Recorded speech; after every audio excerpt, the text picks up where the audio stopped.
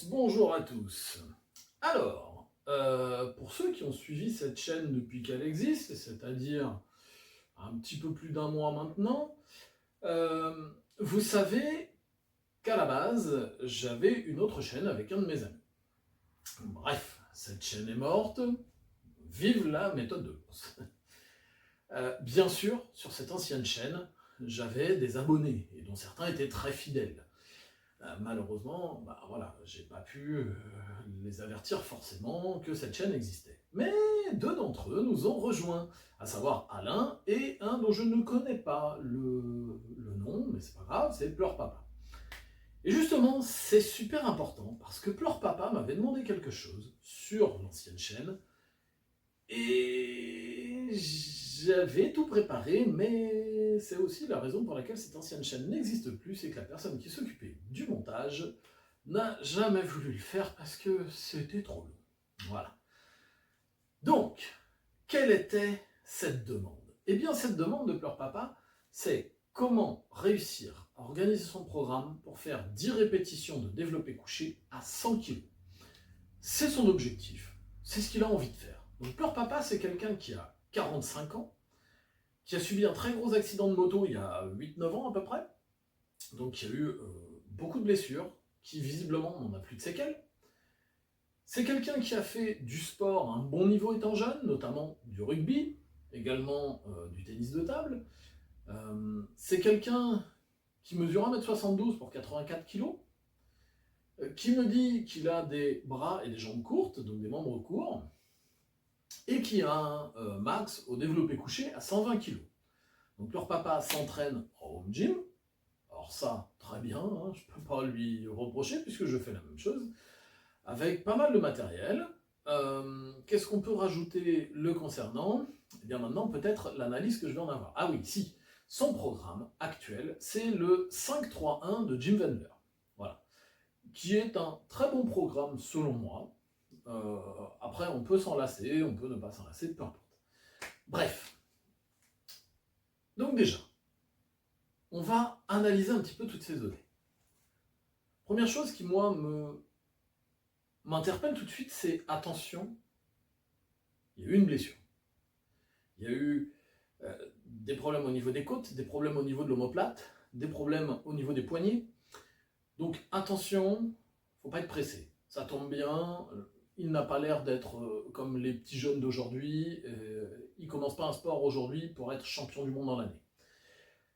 Il est capable de patience et ça, je lui fais confiance. Mais ceci dit, moindre douleur, ça va dire, on va diminuer un petit peu l'intensité, on va forcer un peu moins, on va continuer à maintenir le mouvement, mais dans une zone où on a pas mal, qui n'est pas trop inconfortable, et on ne va pas hésiter à demander au médecin. Ça, c'est important. Ça, c'est quelque chose, tous qui regardez ces vidéos, quand vous avez ce genre de petites alarmes qui se mettent en marche, tenez-en compte. Ça ne veut pas dire qu'il faut arrêter l'entraînement, mais ça veut dire qu'il faut quand même s'inquiéter. Une douleur, ça arrive à tout le monde, c'est pas quelque chose de honteux, d'accord? Voilà. Donc ça, c'est la première chose. Ensuite, Pleure Papa, il m'a demandé, est-ce que tu peux me donner un programme? Au départ, il voulait même me prendre comme coach, mais c'est pas mon métier, enfin, pas dans le cadre de la musculation, d'accord? C'est pour ça que je lui avais dit que je ferais une vidéo pour ça. Eh bien, la vidéo, la voilà aujourd'hui. Alors, déjà, première chose, leur papa, il nous fait un 5-3-1 de Jim Wendler. Donc 4 jours par semaine, puisqu'il a pris le 5-3-1 originel. Une journée dédiée au soulevé de terre, une journée dédiée au développé couché, une au squat et une au développé militaire. Ok, très bien.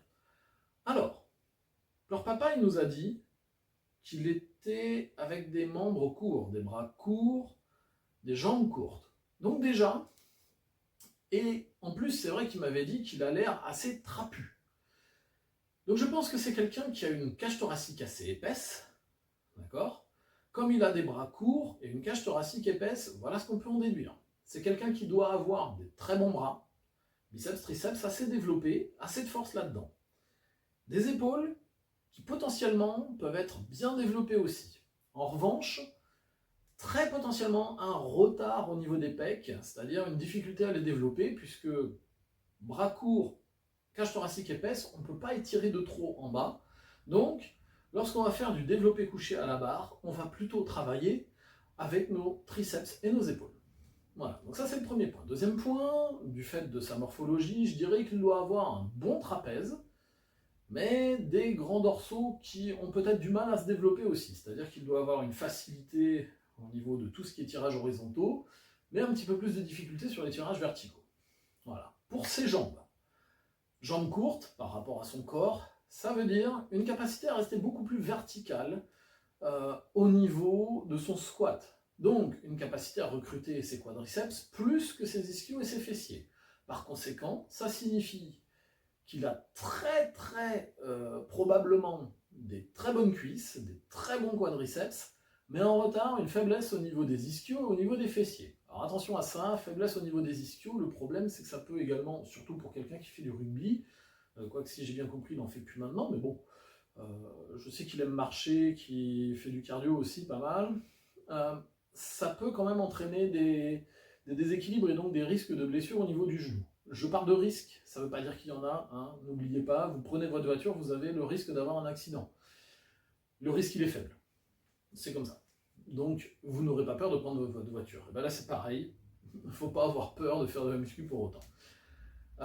Alors déjà mes premiers conseils, s'il a des bons triceps, s'il a des bonnes épaules, il veut développer son bench, ben, c'est pas sur les triceps et les épaules qu'il va falloir qu'il s'acharne pour le moment, c'est plutôt à essayer de rattraper au niveau des pecs. Alors, première chose que je ferai, surtout pour améliorer son bench, le lundi, je ferai du développé couché. Le mardi, je mettrai par exemple soit le squat, soit le soulevé de terre, on va dire le squat. Donc le mercredi, repos ou cardio. Le jeudi, je remettrai du développé couché plutôt que du développé militaire. Et le vendredi, je mettrai le soulevé de terre. Voilà. Comme ça permet de rester quand même complet. D'accord, c'est-à-dire qu'on ne fait pas un programme de spécialisation pur et dur tel que le décrirait quelqu'un comme Christian Thibaudeau qui vous propose dans son dernier livre, enfin dernier livre en français, hein, je ne sais plus, le système de surcharge, enfin la méthode old school de système de surcharge, bon, je ne me souviens plus du titre en français. De toute façon, si vous voulez acheter ce livre, achetez-le en anglais, parce que la traduction française est pitoyable. Utiliser un logiciel de traduction c'est bien, mais derrière le relire c'est mieux, parce que c'est une horreur. Et quand je dis le relire, c'est pas juste le relire comme ça, c'est le relire en le mettant par rapport au bouquin originel. Il y a un super bouquin en anglais, on arrive avec une espèce de sous-merde en français. Enfin bref, ça on arrête là. C'est mon petit truc. Mais donc voilà, c'est pas un truc de super spécialisation, c'est juste on va rattraper. Alors le problème, leur papa, il me dit, j'ai un record, un RM à 120 kg. Et oui, 100 kg, ça représente 83% de son 1 RM. Je vous parle souvent de myotypologie. S'il a une myotypologie endurante, c'est-à-dire avec une majorité de fibres lentes, 83%, c'est à peu près son 9 RM. D'accord? Donc il n'est pas loin des 10 répétitions. Ça veut dire qu'il ne me poserait pas cette question. Donc il est soit mixte, soit dominant de fibres rapides. Et auquel cas, là, on tombe beaucoup en dessous. D'accord? On est dans le meilleur des cas avec un 6-7 RM pour les mixtes, et en dessous, c'est-à-dire 4 RM pour quelqu'un qui aurait une dominante de fibres blanches. Donc là, s'il a une dominante de fibre blanche, ça veut dire qu'il faut monter son maximum pour pouvoir faire 10 répétitions à 156 kg, à peu près 155. Et s'il a une myotypologie mixte, comme beaucoup de gens, il faut déjà le monter jusqu'à 140. C'est-à-dire qu'il faut gagner 20 kg sur son maximum. C'est énorme. Donc ça va prendre beaucoup de temps. Mais ceci dit, on va quand même essayer. Alors, la première stratégie que je prendrai, donc je vous ai dit déjà, c'est faire 2 séances de développé couché. Ok, ça c'est une chose. Maintenant, j'arrête le 5-3-1 uniquement pour le développé couché, je le garde pour le squat et pour le soulevé de terre. Okay, je vous ai dit, on ne fait plus de développé militaire. Maintenant, si vraiment le développé militaire lui plaît, je montrerai après comment on fait. Alors, première chose, et je vais prendre mon petit tableau. Donc le lundi, je vous ai dit, ou première séance, parce que peut-être qu'ils s'entraînent mardi, mercredi, vendredi, samedi, je ne sais pas. Le lundi, je ferai donc du développé couché en exercice principal. Donc je ferai mon échauffement classique, ça je ne reviens pas dessus. Et ensuite, je fais 5 séries de 3 avec 80% de mon 1RM, mais de mon vrai 1RM, pas 90% de mon 1RM comme dans le 5-3-1 classique. Donc là, ça représente 96 kg. Ok ? Deuxième semaine, je ferai 5 séries de 2 à 102 kg, c'est-à-dire 85% de mon RM. Et troisième semaine, 5 séries de 1 à 108 kg, c'est-à-dire 90% de mon 1RM. Semaine 4, je fais un deload et je recommence ça après. Ok. J'ai dit le deuxième jour, squat. Bon, là, je reviens pas dessus. Troisième jour, développé couché à nouveau. 5 séries de 5 à 75% de mon 1RM, c'est-à-dire 90 kg dans ce cas-là. Sans incrément de la charge. Pendant les 3 semaines, j'aurai sur ces 5 séries de 5. Très simple. Ok ? Pareil, hein, deload ici. Et donc, soulevé de terre. Ça, c'est mon premier exercice. Pour le lundi, la première semaine. En deuxième exercice, comme je vous disais, il doit avoir une faiblesse au niveau des pectoraux. Eh bien, en deuxième exercice, je prendrai un exercice pour développer mes pectoraux. Pourquoi pas un exercice d'isolation? Alors, il s'entraîne chez lui, donc simplement de l'écarter couché, ou de l'écarter légèrement incliné, s'il veut continuer à travailler un petit peu ses épaules. Alors, dans le 5-3-1, Jim Wendler vous propose de faire 5 séries de 10, mais le problème c'est que c'est pour faire du volume. Lorsqu'il vous parle de faire 5 séries de 10, c'est avec 50% de votre maximum, donc vous êtes systématiquement loin de l'échec. Là, on est quand même dans un objectif un petit peu différent, c'est quand même de renforcer cette capacité à répéter le mouvement. Donc, je prendrai seulement 3 séries de 10, mais avec mon 11-12 RM. C'est-à-dire qu'aux écartés, je finis ma première série de 10, j'en ai 1 à 2 répétitions maximum en réserve. Je me repose 1 minute 30 à 2 minutes, vu que c'est un petit mouvement, mais je vais quand même forcer, hein, et j'en recommence une. Et enfin, pareil, une troisième série. Seulement 3 séries, d'accord ? Et derrière, pour continuer, je ferai un exercice de tirage horizontal, donc comme on veut, ça peut être à la machine quand on en a, mais du pendlero, du bent over row pourrait être intéressant, d'accord ? Sachant qu'attention, comme il a très probablement un très bon trapèze, c'est pareil, c'est pas la peine d'en faire des tonnes et des tonnes. Les 5 x 10 à 50-60% de préconisés par Jim Wendler, je dis pas que c'est mal, hein, mais c'est peut-être pas nécessaire chez lui. Je pense qu'il peut économiser un petit peu d'énergie en faisant seulement 2-3 séries, pareil de 10, mais pareil que pour son exercice de pec, avec 1 à 2 répétitions en réserve.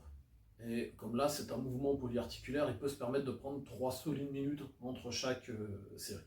Ça serait sa première séance. Deuxième séance, donc j'ai dit, développer couché, encore une fois, puisque quand vous voulez devenir fort dans un mouvement, attention, hein, je parle bien de force, on n'est pas en bodybuilding, hein.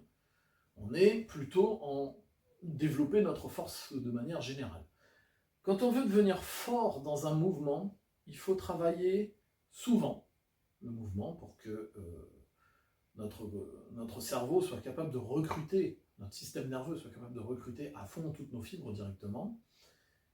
Et il faut aussi, c'est pour ça que si vous vous souvenez des chiffres que je vous ai dit tout à l'heure, il faut travailler en sous-maximal pour éviter, pour stimuler, mais pas cramer. Parce que si votre système nerveux, à chaque série, vous allez à l'échec, comme on préconiserait presque de le faire, tout au moins certains, en bodybuilding, vous allez faire une séance, la deuxième séance, vous allez lever votre petite sœur maximum.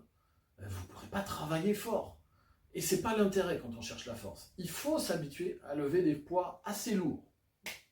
Donc, entre 75 et 85% de votre maximum, c'est les bonnes plages de travail et au-dessus de temps en temps quand vous allez essayer de pousser un petit peu pour vous habituer à ça. D'accord? Donc là, 5 séries de 5 avec 75% de son 1RM. Donc là, c'est 90 kg pour le premier mois. D'accord? Derrière, je vous ai dit, il a très probablement un manque de pec aussi, parce qu'il ne descend pas trop, parce que bras court, cage épaisse. Très bien. Eh bien, il peut rajouter 3 séries de 8-10 répétitions avec des haltères.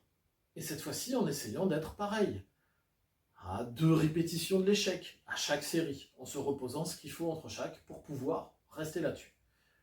Et en troisième exercice, comme je vous disais tout à l'heure, il doit avoir un petit peu de mal à développer ses grands dorsaux, donc pourquoi pas rajouter un tirage vertical ou tout simplement des tractions, s'il y arrive et s'il aime ça.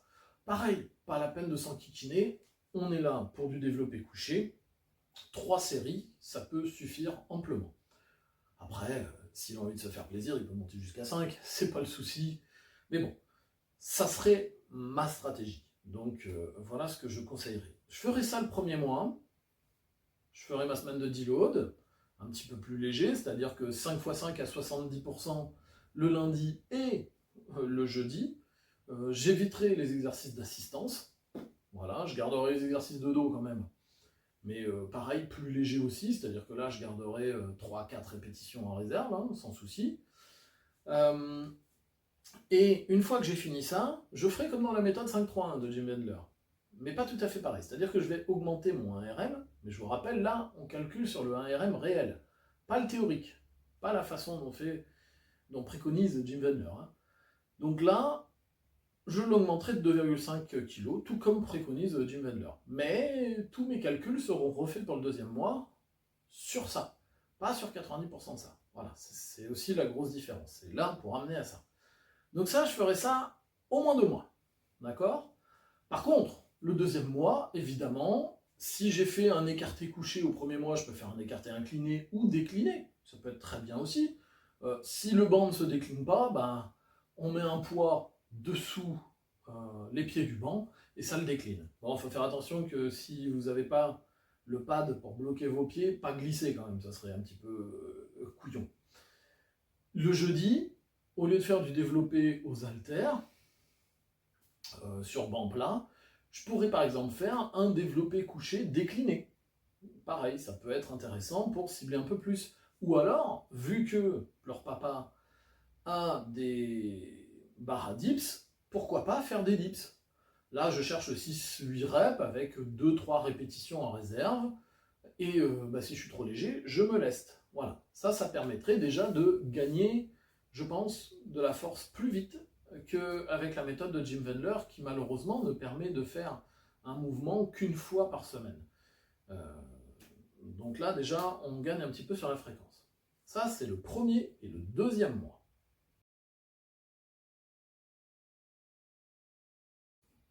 Une fois que j'ai fait mes 2 premiers mois, il y a de fortes chances que le 1RM est bien augmenté. Donc, voilà comment je ferai.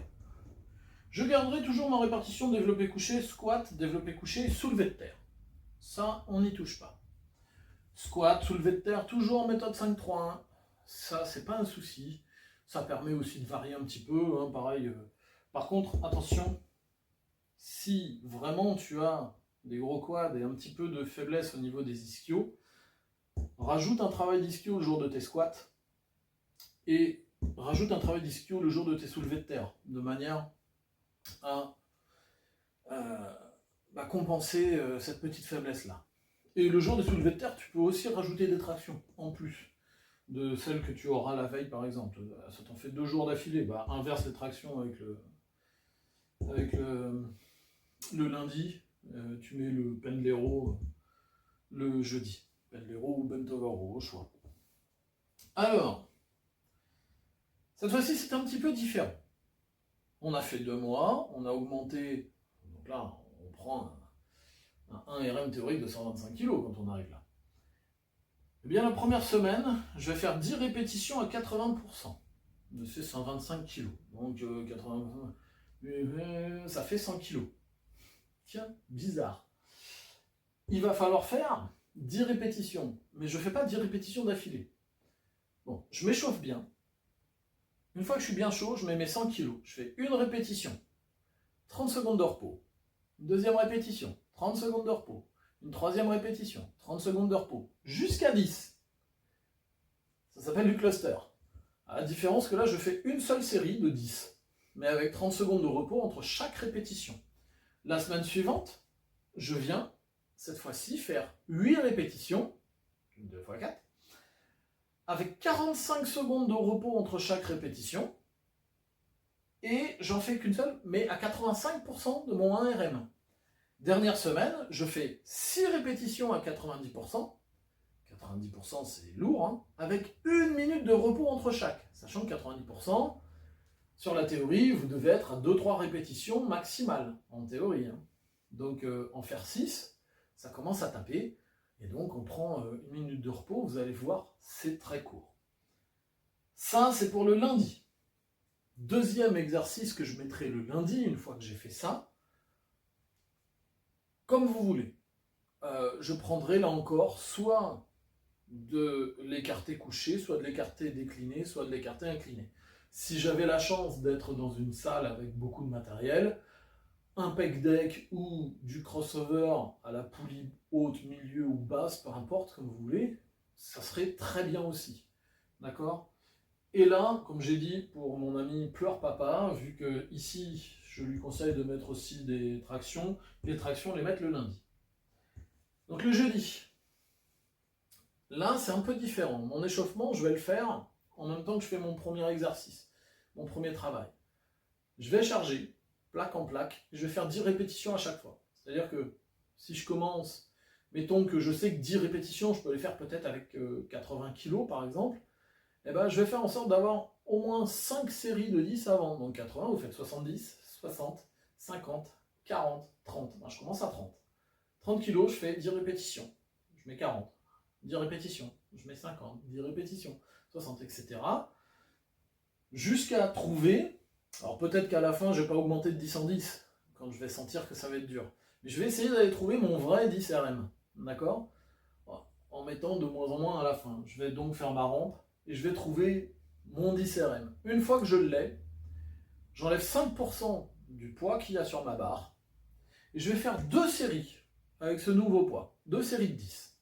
Donc c'est en léger sous maximal. Prenez le temps de bien vous reposer après votre rampe. Ça, c'est hyper important. Et quand j'ai fait ça, j'ai déjà fait un gros volume. Donc il n'y a pas besoin de beaucoup rajouter pour ne pas surcharger non plus le système nerveux. Puisque vous voulez vous réentraîner le lundi suivant. Donc derrière, je fais juste mon pendlero, rowing buste penché, rowing bûcheron, ce que vous faites pour le dos, pour notamment fixer vos omoplates en arrière pour tenir votre position sur le développé couché. Voilà. Donc je fais ça sur mes 3 semaines. Bon, là, j'ai pas remis les charges, puisque vous allez la trouver à chaque fois ici, votre vraie charge. Et donc vous avez une série réelle avec votre 10 RM à chaque fois. Ça, c'est assez intéressant. Donc ça permet de monter. Ça, je ferai ça pareil pendant 2 mois, sachant que après la semaine 3, je fais ma semaine de deload. Alors là, par rapport à ma dernière semaine, je prends 50% du poids, je fais 3 séries de 10. Et ici, vous vous mettez simplement à 80% et vous faites une série de 6 avec 1 minute de repos entre chaque. Ça va, c'est pas trop dur, ça évite de trop taper dedans la machine. J'incrémente encore de 2,5 kg mon maximum, comme préconisé. Vous avez vu que ça commence à faire beaucoup là. Et j'enquille sur un 4e mois pareil, avec exactement la même chose, mais avec ça, qui va être calculé sur votre nouveau 1RM. Ok ? Donc ça, c'est pour les mois 3 et 4. Et maintenant, on va voir pour les mois 5 et 6. Alors, les mois 5 et 6, ça va être les plus lassants, je trouve. Mais bon, ils vont pouvoir permettre de pousser. Je garde toujours lundi, jeudi sur le développé couché, mardi et vendredi sur squat et soulevé de terre, ça change pas.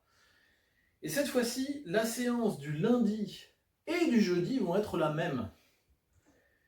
Donc je vais m'échauffer, pareil, bien m'échauffer. Ensuite, quand je suis bien chaud, que je suis bien prêt pour faire du développé couché, je vais mettre ma barre avec 100 kg dessus. Et je vais faire une répétition pas une répétition, une série de 10 répétitions à 100 kg. Alors peut-être que les 10 ne vont pas passer d'affilée, hein. Je prendrai autant de pauses de 20 secondes que nécessaire pour pouvoir atteindre les 10 répétitions. Admettons qu'à ce niveau-là, on arrive à faire 6 répétitions d'affilée. J'arrive à 6, pof, je re-rack. Je me repose 20 à 30 secondes. J'ai dit 20 secondes, on peut pousser jusqu'à 30. Une fois que ces 20 à 30 secondes sont faites, je me remets en position et pim, je repousse au maximum. Peut-être que ça va être 3 répétitions, pas plus. Je re-rack. Il ne me reste plus qu'une à faire. Puisque 6 plus 3, chez moi, ça fait 9. Si j'en ai fait 3, bien sûr. Si j'en ai fait 4, c'est bon. Je me repose et je vais faire. Si le premier coup, j'arrive à en faire que 2, c'est pas grave. 6 plus 2, 8, il ne m'en reste plus que 2 à faire. J'arrive à en faire qu'une. Je me repose 30 secondes et j'arriverai à le faire. Et là, toutes les semaines, je vais faire ça. Et derrière, je finis par 5 séries de 5 à 75% de mon nouveau 1RM, qui, si je ne m'abuse, est de 130 kg. Donc c'est plus le même qu'au début, hein. 75%, eh ben Attendez, je ne l'ai même pas calculé, ouais, on va le faire de tête.